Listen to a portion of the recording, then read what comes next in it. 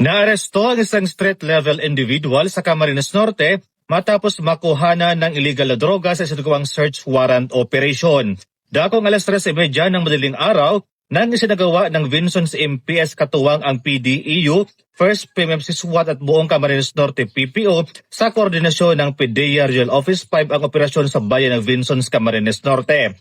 Kinilala ang suspect na si alias Gavin, 35 anyos, na kumpiska mula sa kanya ang tinatayang 50 gramo ng hinihinalang shabu na may standard drug price na 340,000 pesos, gayon din ang isang kalibre 45 na baril, magasin na kargado ng 7 bala. Bago sinagawa ang pag-aresto, ipinaalam sa suspect ang dahilan ng kanyang pagkakadakip at ipinaliwanag sa wikang kanyang naunawaan ang kanyang mga karapatang konstitusyonal. Dinala ang suspect sa Vinson's MPS kasama ang mga nakumpiskang ebidensya para sa tamang disposisyon. Isinagawa rin ang inventaryo at pagmamarka ng mga nakuhang ebidensya sa presensya ng suspect at mga itinakdang insulating witnesses alinsunod sa umiral na legal na proseso. Ayon kay Police Colonel Paul F. Abay, Provincial Director, ang matagumpay na operasyon na ito ay isang malinaw na patunay ng patuloy at mas pinagting na kampanya laban sa illegal drug at kriminalidad. Ang matagumpay na operasyon na ito sa bayan ng Vinsons ay malinaw na patunay ng patuloy at mas pinaigting na kampanya ng Camarines Norte Police Provincial Office laban sa illegal na droga at kriminalidad.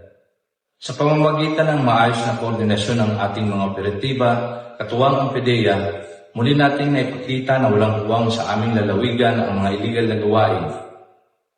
Ang pagkakasamsam ng tinatayang 340,000 pesos na halaga ng shabu at isang illegal na baril ay isang malaking hakbang upang maprotektahan ang ating mga komunidad laban sa masamang epekto ng droga at karahasan.